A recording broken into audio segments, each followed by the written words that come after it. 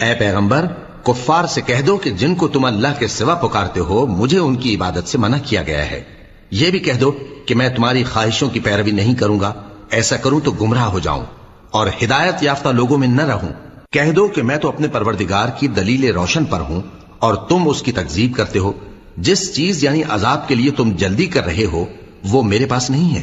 ایسا حکم اللہ ہی کے اختیار میں ہے۔ وہ سچی بات بیان فرماتا ہے اور وہ سب سے بہتر فیصلہ کرنے والا ہے۔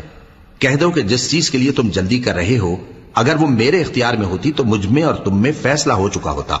اور اللہ ظالموں سے خوب واقف ہے۔ اور اسی کے پاس غیب کی کنجیاں ہیں جن کو اس کے سوا کوئی نہیں جانتا،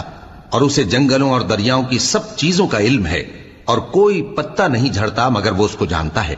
اور زمین کے اندھیروں میں کوئی دانہ اور کوئی ہری یا سوکھی چیز نہیں ہے مگر کتاب روشن میں لکھی ہوئی ہے۔ اور وہی تو ہے جو رات کو سونے کی حالت میں تمہاری روح قبض کر لیتا ہے اور جو کچھ تم دن میں کرتے ہو اس سے خبر رکھتا ہے، پھر تمہیں دن کو اٹھا دیتا ہے تاکہ یہی سلسلہ جاری رکھ کر زندگی کی مدت معین پوری کر دی جائے، پھر تم سب کو اسی کی طرف لوٹ کر جانا ہے، پھر وہ تم کو تمہارے عمل جو تم کرتے رہتے ہو ایک ایک کر کے بتائے گا، اور وہ اپنے بندوں پر غالب ہے اور تم پر نگہبان مقرر کیے رکھتا ہے، یہاں تک کہ جب تم میں سے کسی کی موت آتی ہے تو ہمارے فرشتے اس کی روح قبض کر لیتے ہیں اور کسی طرح کی کوتاہی نہیں کرتے۔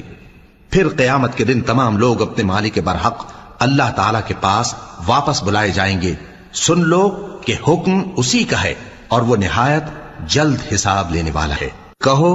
بھلا تم کو جنگلوں اور دریاؤں کے اندھیروں سے کون نکال لاتا ہے جبکہ تم اسے عاجزی سے اور چپ کے پکارتے ہو اور کہتے ہو اگر اللہ ہم کو اس تنگی سے نجات بخشے تو ہم اس کے بہت شکر گزار ہوں۔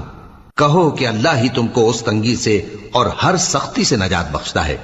پھر بھی تم اس کے ساتھ شرک کرتے ہو۔ کہہ دو کہ وہ اس پر بھی قدرت رکھتا ہے کہ تم پر اوپر کی طرف سے یا تمہارے پاؤں کے نیچے سے عذاب بھیجے یا تمہیں فرقہ فرقہ کر دے اور ایک کو دوسرے سے بھڑا کر آپس کی لڑائی کا مزہ چکھا دے۔ دیکھو ہم اپنی آیتوں کو کس کس طرح بیان کرتے ہیں تاکہ یہ لوگ سمجھیں،